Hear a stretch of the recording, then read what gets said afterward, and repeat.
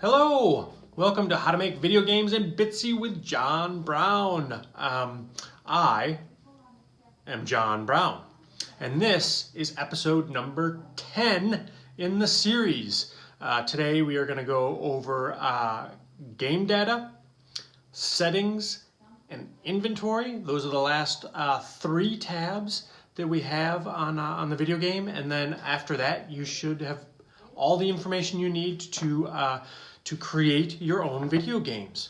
We will be doing a couple more episodes. I'm going to do kind of a wrap-up episode and also an advanced design episode to get you guys kind of started on creating some wonderful, amazing video games in Bitsy. So join me for this. Again, we're going to be going over the last three tabs and giving you all the information you need to get started. So let's have at it. All right, as you can see, I have only one tab open, and that is my room. You can see my little dude here in the center. I've got everything that we set up last time, and today is going to be about taking a look at the last three tabs up here that we have not yet looked at. So the first one is going to be game data. So if I click on that, you'll see that this window comes up, and this is all the gobbledygook.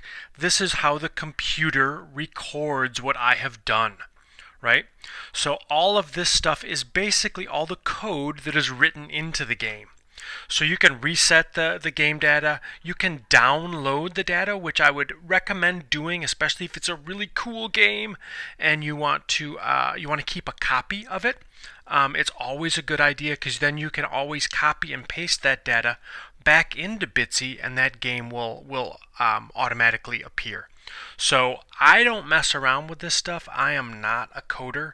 If you mess around with some of this stuff, you will obviously change the game a little bit. But feel free to kind of mess around, especially if you've saved it first. You can always kind of mess around with the code. Sometimes this code just looks like gobbledygook to me, but you can see in the code it's got my dialogue here. It's got dialogue 1, dialogue 2, dialogue 3, dialogue 4. That's all I've got so far. So that's what that is. You can kind of play around with that, but again, make sure you save it first. So we're going to click out of game data. The second one we're going to take a look at is settings. So this is obviously all the settings for your game. Right now we have it set at English language, English. The game settings, the HTML page color we've got is white. I can click on that. I could go down here and be like, I wanna, well, let's go into like some sort of a weird light blue. If I choose that color, you'll see that my background then becomes that color. So you can play around with that as far as design. You can make that any color you want. The game window is full page, so that's this whole full page. If you want to click on fixed size, you can change the amount of pixels that is. So when you export it, you can make it as large or as small as you want. So if you export a video, say, and you want it to be really, really tiny so that you can put it in the corner of a page or just send like a little thumbnail version of it, you can choose the amount of pixels, and again, that's for exporting right there, but we're just going to keep that at full page. This right here, the font, you'll see it's ASC2 small. That's the English font. If I go up here and change this to say German, right here, you'll see that font changes, right? And you can see over here it's changed all of this, and if I come up into here, it's changed all of this into German.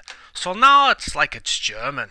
But we're going to get rid of that. So if you want to play around with different languages, that a lot of times is really fun. We're going to keep it up here at English. And then you can also download the fonts and all that kind of stuff if you want to do that here.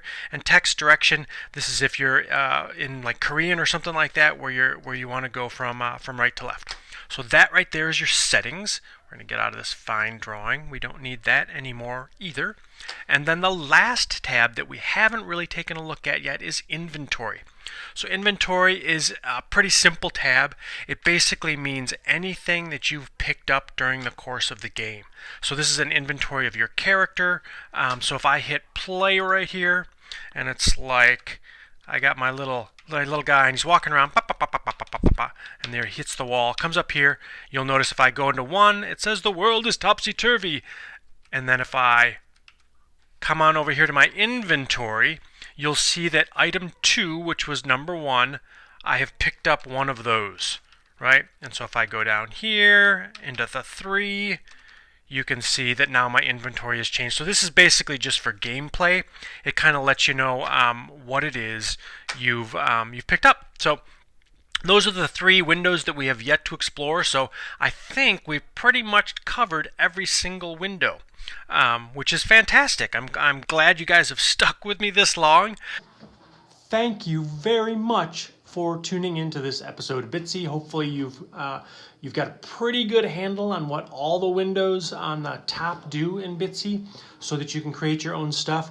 Next week we're going to be doing a kind of a wrap-up, a little bit of review on a couple of things, a couple of like oops things, cautionary tales about stuff not to do, and then we're going to go over a few other things to kind of wrap everything up. And then the episode after that is going to be, I think, kind of an advanced design. So we got a couple more episodes to get through.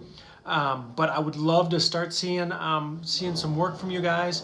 Make sure to like the A.W.E page. Make sure to check back often, and start working on your own stuff if you haven't. Start working on designs.